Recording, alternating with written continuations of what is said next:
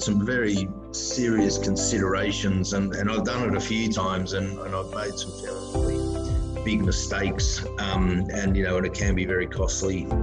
So the more you can kind of understand about things and work it out before you actually go, which is not in my nature to do, but I'll recommend that you do it. Probably the easier and more successful it'll be as you commence that journey. So there's the usual disclaimer here. I mean, the information I'm going to give you guys, is my views and opinion. They're not necessarily endorsed by the crew and on market, although they obviously aware that I do this stuff.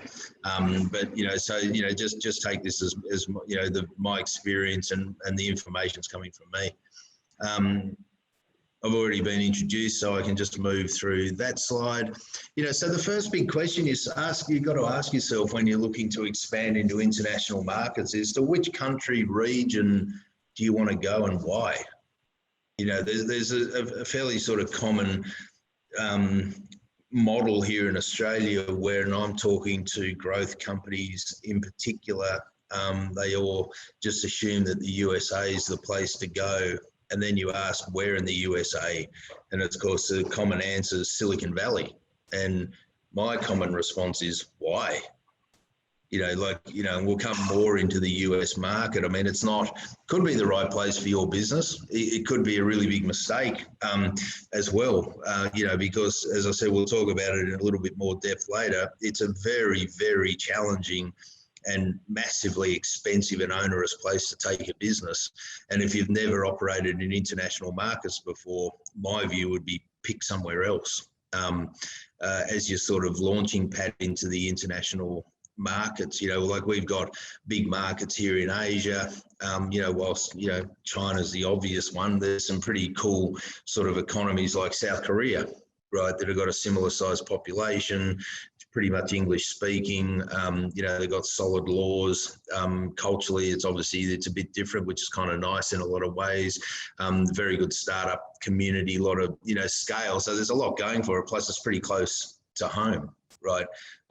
Just as a thought, you got places like Singapore. I would have said Hong Kong 6 months ago, but probably not so much anymore. But I guess the point is that, if you look into the Asian markets, there's a lot of really good opportunities to grow your business there. Europe's another interesting one. My last business I had, my offices in Europe were in Amsterdam. And, you've obviously got a big variety of places to sort of consider when you're moving into the European markets. And I picked that place for a range of reasons, and a lot of it was tax driven. Culturally, it was an easy place to do business. You want to open up an office in the UK, takes 6 months just to get a bank account up and running, right? So it's kind of very difficult, even though the council or the City of London incentives are fairly strong and attractive. You've got to look at all the other sides of it, stuff like cost of living and things. So, but again, we'll kind of come back to more. And then, of course, the final and really critical part of this is how much have you scaled here in Australia, right? How much have you really explored your own backyard enough and got yourself to a point where, you could be at break even, or you could be rapidly growing here without all of the costs and the issues that moving into the international markets, and wait a little bit longer till you're a lot more established and mature as a company before taking the leap into those markets. Because, it's like I said, it's a pretty big move. And also I think the final consideration when thinking about this sort of stuff is, is it you, the founder, that's making the move? What does your wife, husband, partner think about this? What about your kids? Those sort of things, like, how long are you willing to make that commitment for? What are the sacrifices? So there's a whole lot of that sort of stuff to consider before making the move. So I think as the opening thing, when you're thinking about launching overseas, you've got to have a really hard think about where and why you're doing it, and what are your reasons. And whilst it might sound really cool to move to Silicon Valley, if you're a sales company, it's sort of the last place you'd take yourself.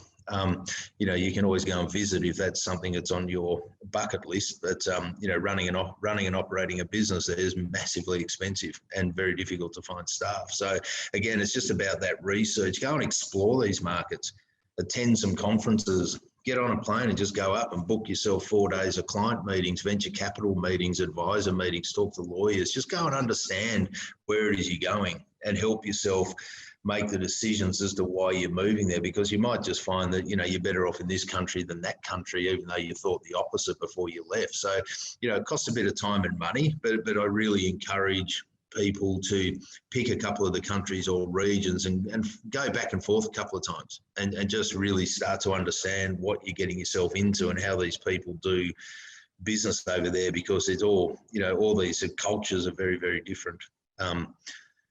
So things to consider. This is really, feel free to ask questions and jump in. I mean, for me, one of the things I learned, taking a couple of companies overseas is that the sort of things you've got to consider. It doesn't matter where you move. It doesn't matter if it's Mongolia, Russia, Germany, or the USA. There's very common things that you need to consider. And as I was touching on a little bit earlier, do your research. You spend as much time as you can, budget allowing, of course, attending these conferences, flying into these countries.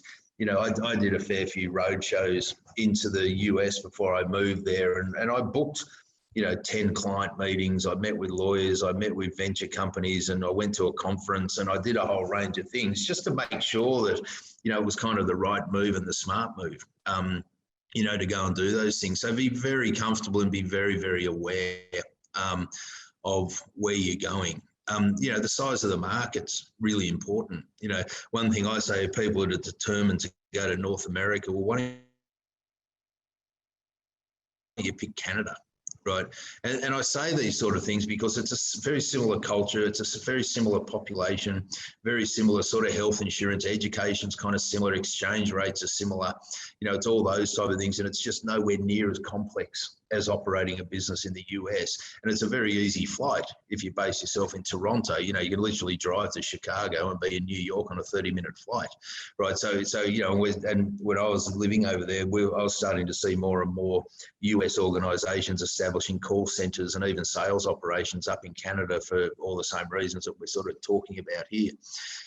Culture. How do you as an individual and your family fit into the culture of the country that you're looking to move to? Does it suit you? Places like Singapore, where it's immensely polite, where they're always reluctant to say no and want to save face, it just mightn't suit your personality. You might prefer to be in a much harder economy like New York, where there's kind of no holds barred when it comes to doing business. So you've got to think about how you, as a founder and a CEO, fit into the type of business environment that you're trying to move your company into, because that if there's that disconnect there, then it mightn't work, right? Or you might find yourself having to pack and move and go somewhere else where you can be a little bit more settled. And of course that applies unless you're single, of course, but if you're married with a family or you've got a partner, then you got to make sure they're going to fit in, because it's a pretty big move for everybody to be making, plus the pressure that's going to be on you to make sure the business performs just adds to it all. Product market fit's a really key one. I touched on, places like Silicon Valley. I was a software company, right? And by default, you'd think Silicon Valley was the place to go. But the problem with places like Silicon Valley is that there's no sales and marketing staff. They're all deep tech engineers. So if you're a deep tech sort of company, right, that isn't necessarily client facing, then possibly it's a good place to be if you want to spend 400 grand on a year on a junior developer and provide caviar for lunch, right? It mightn't be the best place for you to go. So you got to consider your product market fit, right? With my business, the best place for me, I started in Los Angeles and that proved a disaster. So we moved to Virginia. The bulk of my clients were in the Midwest to the East Coast. So from Denver through to anywhere up and down the East Coast is where the bulk of my clients were. Right, we like Virginia, so we moved there. Could have happily been in Denver as well, but you got to make sure that what you're doing, what your business does, your target market, who the audience is, make sure they're there because you want to minimise that travel. I found with Los Angeles, I was spending 5 days a week on the East Coast and then flying home for the weekend. Right, it just seemed bloody pointless. So we packed up and moved. just to minimise that travel and time away from family. So consider those sort of things when you're entering markets in Europe, entering markets in Asia. Pick these countries when you're considering the country or region to make sure that you've got a good solid client base there that you can target, and that your product's going to be acceptable into those environments, because they're very diverse compared to Australia, and you'll find that it's not always that straightforward. And again, that sort of the access to clients is the other thing I was just touching on before. Make sure that you've got a good pool of clients that are either within the region you're in, or certainly within a couple of hours flying time from where you are. The other things to consider is your cost of doing business. So again, I'll come back, and I've got a bit of slide on this a little bit later, where, Europe's got particularly the EU have got a sort of common currency. They don't have common tax structures, but things are fairly common. So, your tax base and your cost structures are fairly flat, whereas somewhere like the US and I think Asia to a certain extent, your taxes vary in every state. Your human resource laws change in every state. Your health insurance changes in every state. Everywhere you've got a client, you've got to consider the local laws. Every time you employ someone in a different state, you've got to consider everything that comes with that. So it's a massively complex and expensive way to do business. Whereas in Europe, it's fairly flat, right, when it comes to doing that, and you can centralise, people into a single office. And again, so just looking at that, conference costs, airline travel costs, accommodation costs, meal costs, costs of staff. There's some places where staff are really expensive, other places where they're kind of quite well priced, right? And a lot of that's driven by the sort of companies that are in that region. If you turn up to a place where Amazon and Oracle have got an office, you can be damn sure your costs of tech staff are going to be enormous, right? Because they're just sucking all the resources out of the market. So steer clear of those sort of things. So that comes back to doing your research. In the US, every state government has a economic business development board, and they've got salespeople that fly around the country and try and entice you as a business to move your head office there. When I moved to Virginia, the Virginia government gave me $6,000 for every staff member I hired as an incentive to be there. They cut my tax by a couple of points for a year. They gave me subsidised office space. That was their incentive. But I had some guys from Louisiana come and see us. And the guy's opening statement to me was, it's a really good place for tech companies. Facebook's just put an office there. And I went, what, you think that's a sales pitch? Because tech salaries have just jumped by 50% as a result, right? When Oracle turned up next door to us in Reston, Virginia, tech salaries went up, and all of a sudden I couldn't resource, right? Because Oracle was sucking all the resources into their office. So all these sort of things you've got to consider when you're starting to expand your business into international markets. And those things apply everywhere in the world. While we're in the US, Spain was a really good place for tech staff until a whole bunch of big US and European companies started to realize how cheap engineers were and started setting up engineering offices there. And all of a sudden salaries went through the roof, right? So, these are the sort of things you've just got to start to consider. Tax structures are really important. Who you're paying tax, how much, what about your transfer pricing, international tax structures, foreign exchange issues start to come into play, as you start to move money around and you're taking money from foreign clients. So all those sort of things you need to consider, and you need to consider how friendly the tax officers are to you and who you're dealing with in those environments. Type of government, Liberal, Labor, or Democrat, Republican, whatever it may be, has a very big impact on business operations, particularly in the US on a state-by-state basis. Countries like Australia, it doesn't seem to really have that much of an impact, but it really does in some countries. So, start to, look at, are the governments stable? Are the local governments stable? What are they doing? And just consider those type of things. Cost of living is really important.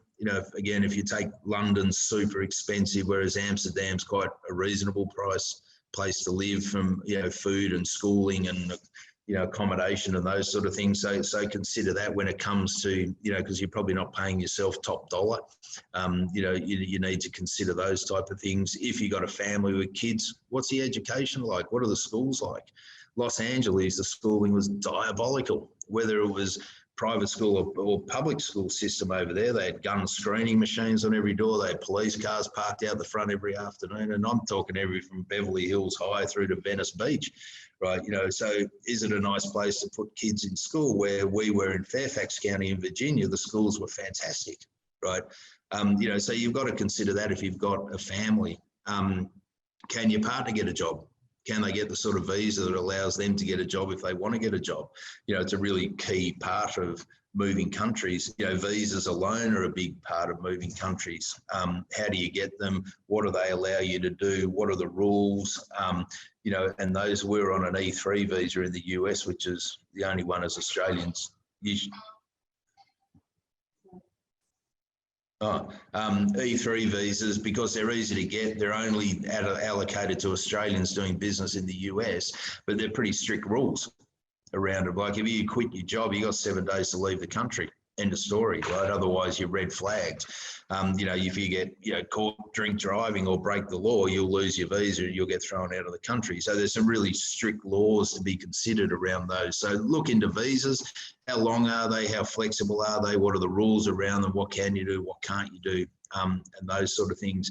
Marketing is key because of the various sort of the cultures come into play there, language barriers come into play, and costs of those sort of things. Conferences are huge. They're not such a big thing here, but conferences are everything in the US when it comes to doing business. If you're not attending conferences, you're just not going to get traction because you'll be considered an outsider to the community. It's about contributing, but cost is crazy. My average conference costs $30,000 to $40,000. I was doing one a month, and a big conference would cost me $60,000, $70,000 because of the number of staff I had to fly in for a week and flights, accommodation, my booth. As a supplier, you have to buy a booth and be a sponsor. You can't attend a conference any other way, right? So, and they don't mind charging for those sort of things. So again, do your research on that. Have a look at your industry, the type of conferences, how often they're running their conferences, what are the critical conferences, what are they going to cost? If you're at a conference like the International Franchise Conference I used to attend every year, there were 40,000 attendees and 5,000 suppliers, right? So you can either be a 3x3 booth in the back corner trying to gain attention, or you build yourself a 10x10 and put some balloons and stuff on it and try to bring your people in that way. So it's a massively competitive place to play, but they're critical if you want to get traction. And Europe's the same, right? Conferences are a really big deal. They're not junkets like we get here. So, you've got to consider all that into your budgeting and how much demand there is. One of the rules I set for conferences is that we only attend conferences that we were either sitting on a panel or giving a keynote. If I couldn't get a keynote spot or if I couldn't get on a panel to present, then we typically didn't go because you just can't get the cut through. Right, so in the first instances, I had to pay for that right until we proved value to the conference organisers, and then you start getting your invitations without having to pay for it. I still had to get my booth and do my things and have all the staff there to have all the meetings and to man the booth over the 5 days. But, for me, I always found the best success was when I was either presenting or on a panel or giving a keynote. So it's just something, it took a little while to build that reputation, but it's just something worth considering because you just get that extra great cut through as a result of having that profile. You're in the brochures, you're in the marketing, you're on the website, it's all that sort of stuff. And of course, travel. I see way too many startup growth companies budgets coming through where they're allocating $1,000 a month to travel. I'm not sure what they think they're doing. Even here in Australia, that's one trip to Sydney, right? It's like, really? Is that the best you've got? Like I had I averaged about 4 people in the sky every day in the US, right? That's the sort of travel you got to do. Because you're operating in 50 cities over there, and you've got to. And if you think you can do business on Zoom, well, I'd love to see a webinar on how people make that effective. But face-to-face meetings are still the thing to sort of consider. So for me, that's just it's a big list and a lot to think about, but these are the things you got to think about before you pack your bags and move to another country. And this is why doing that research and things like that, it's just so important to try and you're never going to get it 100% right, and you're never going to make the perfect decision, right? You kind of never do, but you can go a long way to minimising the wasted money, costs and mistakes along the way before you get to a market. So at least you're going in there with a really educated view of things. Starting a business in the US, look, a lot of the stuff I just covered, is important. There's a few things that are unique in the US, and I'll jump to this slide and then come back, right? I don't know if everyone can see that, right? But as you can see here, and this is like income taxes, right? I couldn't find a business tax one, but every single state, you look at California, so you pay a federal tax of 25%, right? That's just flat, every single person in the country. And then you add this on top. Okay, so in California, there's 13% extra, right? Versus Texas where there's none. But in Texas, they slam you with a whole bunch of property taxes and other things. So I don't think you're getting away scot-free, right? And in Florida, there's none, but there's still a whole bunch of other taxes, even though they don't charge an income tax, right? So you've got to look at this as a part of that sort of cost base. And then there's another tax in and around all of this, which is targeted at company tax. And it varies, like in Virginia, the company tax was about 5.5% or something, right? In New York, it's about 12.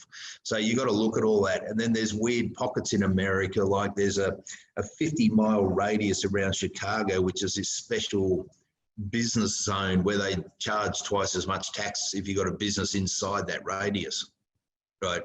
And a lot of people don't realise that sits there because it's obviously not promoted that heavily. And then if you go to Virginia Beach, there's a little bubble there of weird tax structure because it's one of the main military bases, right? That's where all the fighter jets and where they build all the aircraft carriers and stuff down there. So I used to have some clients and I could never work out why they wanted the contracts signed at Virginia Beach. It's because there's all these strange rules down there that benefit corporations that have offices in that little bubble. So there's all these sort of strange economic zones across the US, which are important to sort of try and understand and get your head around, right? So, but as you can see how the tax rates vary so incredibly, right, across the US. And obviously the lower the tax rate is probably more indicative of the fact that they're trying to attract people into the state because there's probably not a lot to do there. So there's that balance between minimising the tax and whether or not you've got a good product market fit and whether it's a useful place to sort of, have a business and conduct business. So again, this is just all a part of that, research, from all I know at the moment, if you're moving to the US soon, apparently Florida is still by far and away the best place to set up a business. So if I go back, the other things to consider over there is infrastructure. So how close are you to an airport? So you've got those sort of, those terminating airports like, JFK, New York, Dulles Airport in Washington, planes just land there and terminate. And then you got hub airports like, Atlanta Airport, that Hartsfield-Jackson, which is still the largest airport in the world, where it's everything, right? So it's a transit airport. So you'll find if you're catching a plane from Washington, it'll typically hub through Atlanta before it takes you off to wherever else in the country you're going. So look at the type of airports that you're close to because you will be doing a lot of travel. Again, look at all the schools and the type of school districts. Unfortunately over there, unlike, we're spoiled here with a national curriculum. And again, this is only relevant to those with kids. But, moving from school in Los Angeles to school in Virginia is a bit like English and Mandarin, right? It's just, there's no commonality between what they teach. So you just got to consider those sort of things and, access to the right staff. Again, back to Silicon Valley, fantastic if you're a deep tech company and you've got plenty of money to pay engineers because that's about all you're going to get down there is really expensive engineers, right? But if you're a hardcore sales company, then you need to be in a place like New York or Washington or Atlanta and those sort of places where you're getting more sort of sales and marketing people, right? So, you've just got to consider who are the right staff? What sort of people am I trying to recruit? What sort of budget have I got? And what sort of access have I got, to these people? Are they readily available? And what are the state government incentives? Right, it's a sort of, and this applies in Europe. The reason for Amsterdam was tax. It was access to staff. It was access to markets. They had a good airport. All that sort of stuff. So it was a pretty easy place to do business. So what I'm talking about here sort of applies beyond, just the US. Cost of doing business. Again, that's really just back to the tax structures that are there, and obviously staff costs and those type of things. And the rest of it we've sort of touched on. a little bit there. There's that US tax slide, and that's really about it. So I think in summary, for me, having done this a few times and made plenty of costly mistakes doing it, is really do work out where you want to go, even if it's just a starting point. Go and dip your toe in the water in South Korea, right, for a little while and see how you go, right, because it's an easy place to access, before taking the giant leap. If the US is your end goal, fantastic. I mean, I'll give you an interesting story. My biggest competitor in the US for one of my products was Hootsuite, and I was having a beer with the founder, Ryan, about a month after he raised that $400 million, and I said to him, I said, mate, why did you raise 400 mil? Because when you sit here in Australia, you think, God, that's a lot of bloody money, right? What do they do with it? And I said, what do you spend on marketing? And he goes, well, he said, I'm not completely sure, but he said, I think my rough budget for Facebook ads alone is $4 million a month. Right. And I went, shit, that's the entire budget I have per annum to run my business. Right. And then that's just these Facebook ads. Right. So that's why these guys raise so much money. That's why in the US, if you're going to go there, if you enter the US with less than 10 million bucks in the bank, which will probably buy you 2 states on the East Coast for a couple of years, not the whole country, it's nowhere near enough money to do the US, then, it's a giant, just daunting market to go and operate in. So if that's your end goal, it's cool and it's a really exciting place to do business, and we miss it a lot, meaning my wife and I, right? But at the same time, Canada's much easier because the budget requirements to compete are nowhere near, they're the same as here. The budget requirements to compete in Europe are the same as here, right? But if you want to go and fight with the big guys, then you have to have some serious financial backing, and the only way to get that is to grow your business into some fairly substantial profitability, so you can raise the necessary capital to go and jump into the big kids pool in the US and go and compete in that market. So that's just one example of some of the things that we came across while we were over there. So on that note, I'll open it up to questions if anyone's got any. I'll open up one as well. Sorry, you probably can't see me on there, but no. I guess we are looking to the US, and for those that are on the call,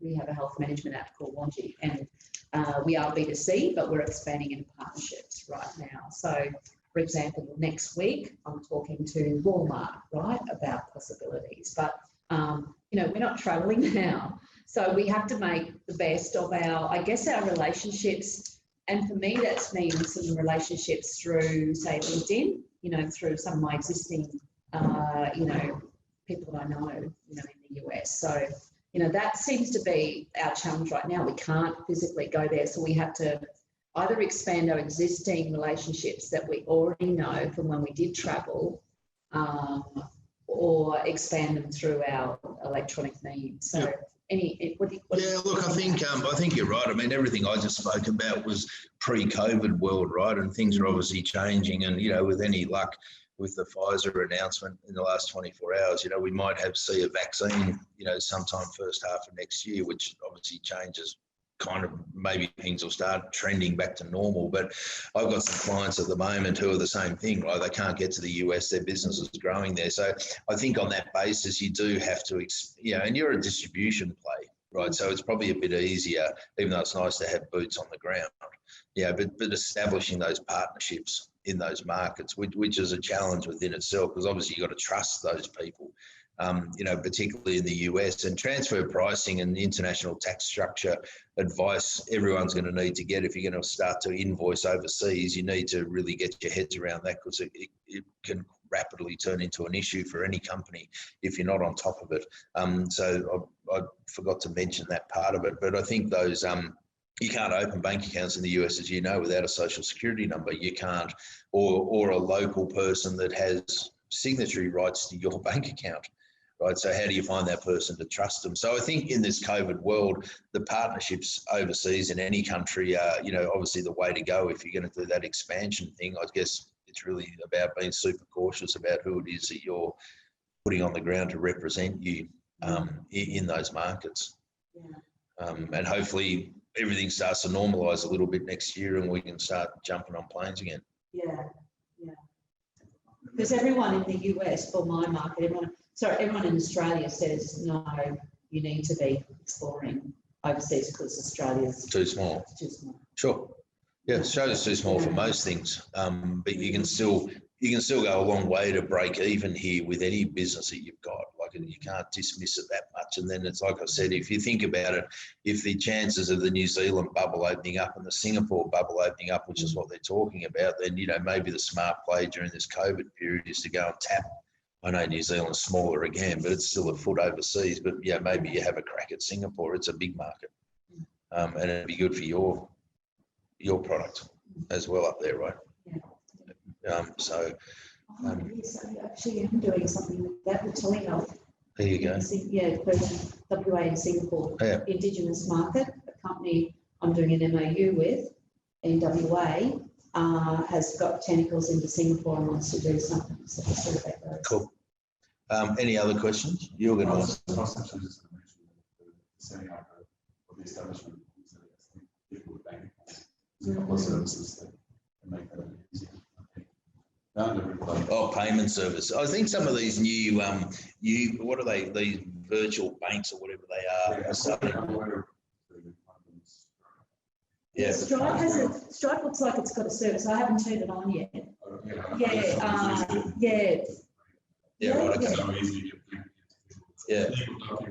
And well, then the US banking system's just diabolical. We use Silicon Valley Bank because it was just the best bank over there for moving money around. But yeah, there is a bunch of new financial things spinning up that'll make it easier. That's for sure.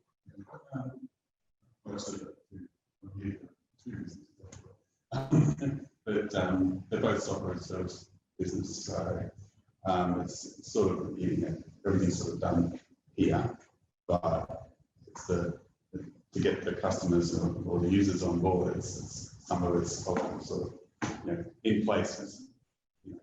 Growing in Australia, basically, you have to go and see someone face to face. You end up with sign up, things like that. So it's a sort of different setup.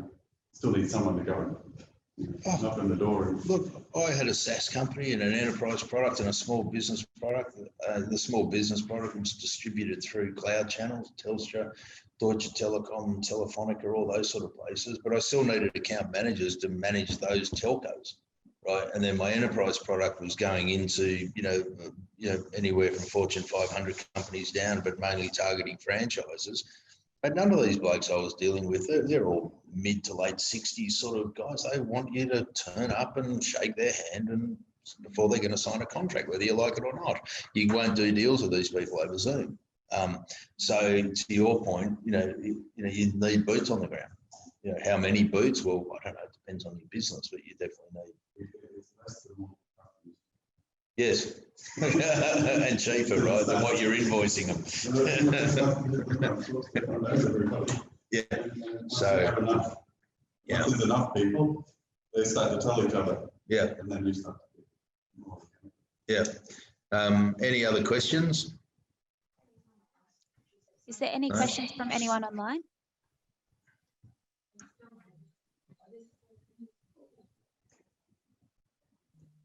If there's any more in the room, go for it, Anthony. Oh, that's cool. I'm always around here. Well, I'm here a few days a week anyway. If anyone comes up with any questions or they want a bit more in depth on this stuff, but I'm always happy to have a chat about it. But if you're going to do it, go for it. It's pretty damn exciting, and it's really fun to go and operate in those giant markets after, spending a lot of your time here in our modest little Australia. When you think Los Angeles has got a bigger population than Australia and a fifth biggest economy in the world, you can do a lot just there if the product fits that marketplace. So there we go. Can I ask something? Yeah. I thought the content today was fantastic, and it's something that we'll put kind of further in our future. But I wondered if you could share your story a little bit more, because we've only, the guys in Activate met you really briefly, and I wondered if I could be a bit indulgent and ask you to tell us a little bit more about your story, because you have done some pretty interesting stuff. Yeah, and you keep fighting the good fight, right? So, sure. I mean, I go back to 19. I'm showing my age a bit now, but that's okay.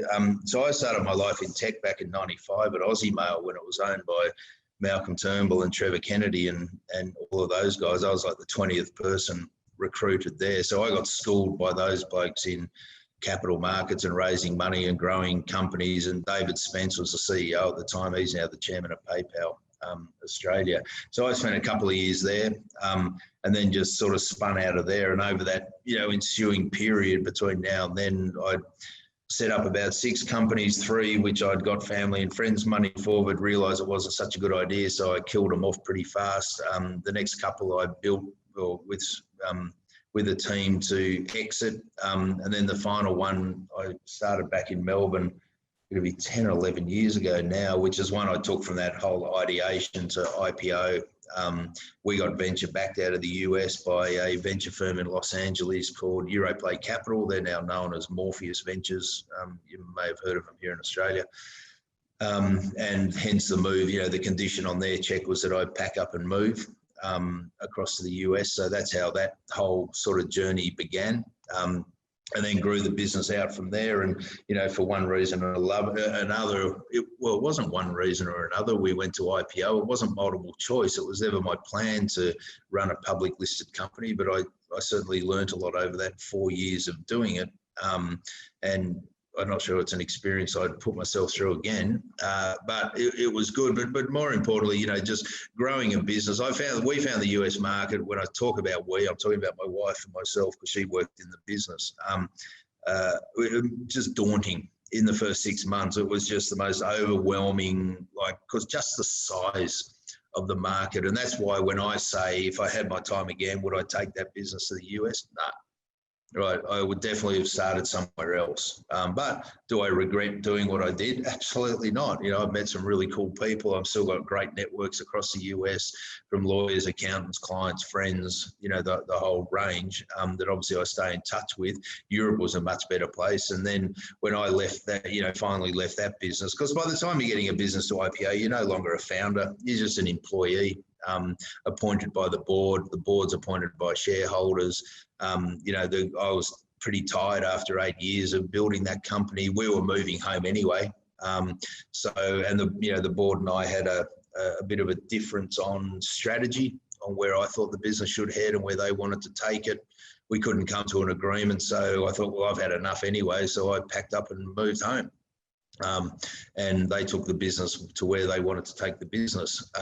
So that's kind of it in a nutshell from where I am. I got back here and I've invested in a couple of companies. I've been interim CEO for a couple of those businesses, been actively working with growth companies and startups to try to get them positioned for capital raising. One of the big challenges here is that, there's a lot of investors that whinge about having no quality deals, and there's a lot of founders that whinge about no money, and neither's true, right? I see some fantastic businesses, but they're not ready to take investment because they haven't got data rooms, they don't have proper financial models, they don't have defensible numbers, they don't have Marie sitting there going, I've heard all this before. but it's true. And once you can package these companies up, then you can, it's bloody hard, and it's really hard raising money at the moment. We've got a bunch of deals in market we're trying to close out right now. So I just started spending, and then I bought on market to Brisbane because I'd done a bunch, they were part of my IPO all those years ago, and I'd done a bunch of other couple of crowd raises and a few wholesale raises with them. And then I thought, well, why not bring them to Brisbane, because they're probably the closest thing we've got to a company that can achieve a seed round. Right, because we can do anywhere from $300,000 checks to $5 million pre-IPO raises and everything in between with that, our database of investors. But at the same time, the companies have got to be ready, right, to go and attract that money, and that's what the investors talk about with the lack of quality. Not so much the idea, It's more a case of, is that idea actually ready to be taken to market, and will it succeed? And that behind the scenes, boring, critical stuff, as I call it, is the foundation of that success. And that's what the investors look for. So I spend a lot of time in that little part of the market, packaging companies up, and then we can then, as on market, we can then go and introduce them to investors and facilitate those conversations. Thank you so much, Anthony. You know, I 100% value every time you come in and speak to everyone, and your mentorship with all of our Activate and all of our residents in here. So thanks a million. Thank you. It's always good to chat. So, and I'm always around, so feel free to reach out.